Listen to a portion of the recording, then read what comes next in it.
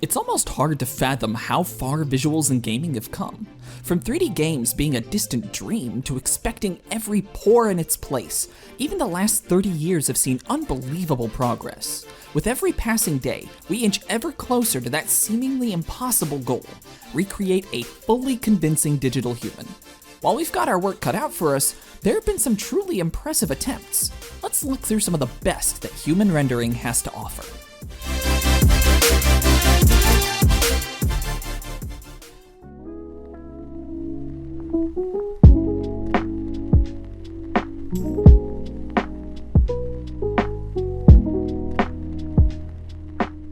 First up, we've got Project Spotlight. This is bleeding edge stuff. Someone being recorded and realistically rendered all in real time. It's undoubtedly impressive on a technical level, but in my eyes is just far away enough from being convincingly human to be kinda terrifying. You might be familiar with the uncanny valley, and it stems from our innate ability to discern even the smallest details when it comes to human expression and movement. What stands out to me personally are the mouth movements and those haunting eyes. Again, super impressive though. As a tool, this could prove invaluable for creatives not just in the gaming field, but in entertainment as a whole. Real-time feedback could be a game changer for film, music videos, and way more, and could eliminate a lot of guesswork. For another application of Unreal's tech, here's Project Vincent. Not only is he rocking a surprisingly dapper pair of shoes, but he's really nuanced. They made sure to account for everything from the tiniest eyelashes to detailed pupil dilation, and that's all just with his eyes. Speaking of which, it was not cool to make Vincent cry like that, devs. I think he deserves an apology. Suffice it to say, I don't think the tech is quite there yet, but what we have now is absurdly technically impressive. It might not be long before we see characters like this popping up in our digital worlds or invading our most private dreams and trying to wrestle our consciousness away from us. Keep them away from me, please. I'm delicate. Let's change the subject and look at some trailers for Far Cry 5. I think the footage kinda speaks for itself, but man, I mean, look at it. Tiny details like the almost imperceptible way hair on someone's arm catches the light help ground the fantastic performances, making them feel less like NPCs and more like people.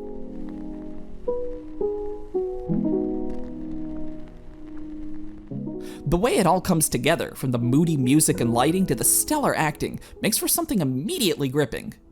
Dad was never the same. Now what? Wanna take this place too? No. This place is ours. Ready for more? How about Ed?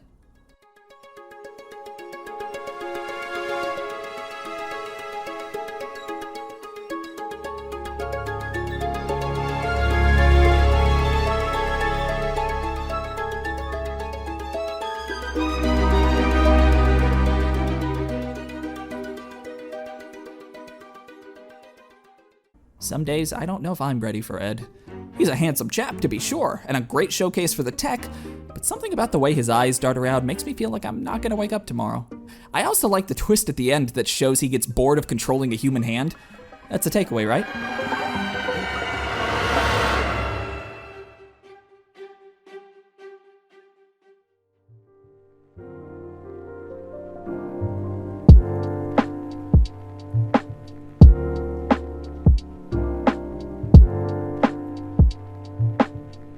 Let's take a break from all of that CG tomfoolery to look at Saya, a normal human who is not a CG model and is in fact a real person. Her human skin complements her human hair, which covers her very real head in a convincing fashion, not unlike that of a normal person's. Okay, I'm gonna level with you. She isn't real. She is, however, real spooky. Because they hate peace and happiness, a dedicated team is working to combine her realistic model with advanced AI and... Look, we could either sit here and watch the Terminator movies together, or you could just take my word for it that this is a terrible idea. The end goal is for her to be able to learn, act autonomously, and become steadily more convincing by observing humans and watching TV. Then, finally, she can guide tours around Japan, right before she draws up detailed plans to eradicate mankind and, I don't know, steal her teeth? I don't know what her evil schemes are.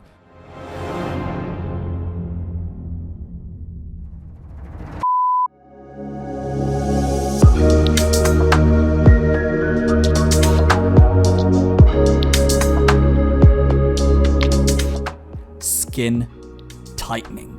Something as seemingly minor sounding as that can make a real difference in how authentic a human face appears. Luckily for us, Beast folks are hard at work making sure this skin is as tight or as loose as God intended. This is a tech demo of sorts to show off this very specific technology. If you want to see more, we've got links in the description below.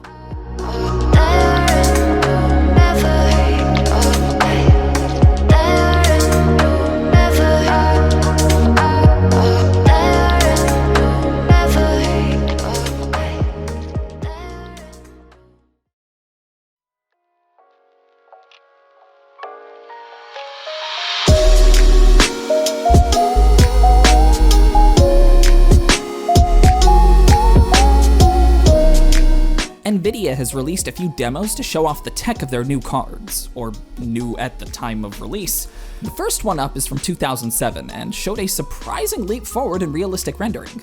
It's clearly aged in some regards, but on the whole, this is pretty impressive stuff for a 12-year-old demo.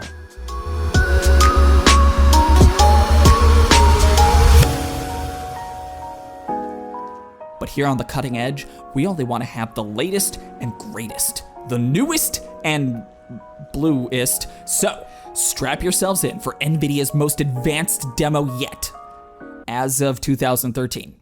This one's a bit older too, but hey, it was released alongside the GTX 900 series. I'm still rocking my GTX 970 personally. Wait, has it really been 7 years? Moving on. There were clear improvements across the board in this demo, and if you'd like to compare them yourself, you can. We've got download links to both in the description below.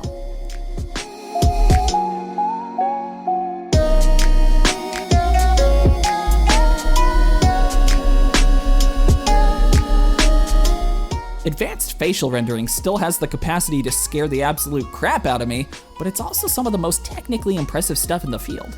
It's got obvious and exciting applications too. More realistic facial expressions means more nuanced performances. And the closer we get to making characters look believably human, the more immersive and grounded those worlds will feel. There are caveats to chasing realism at all costs, and many a character has fallen into the uncanny valley never to return.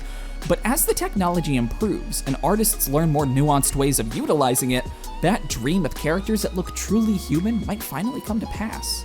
This technology can have applications outside of mere photorealism too.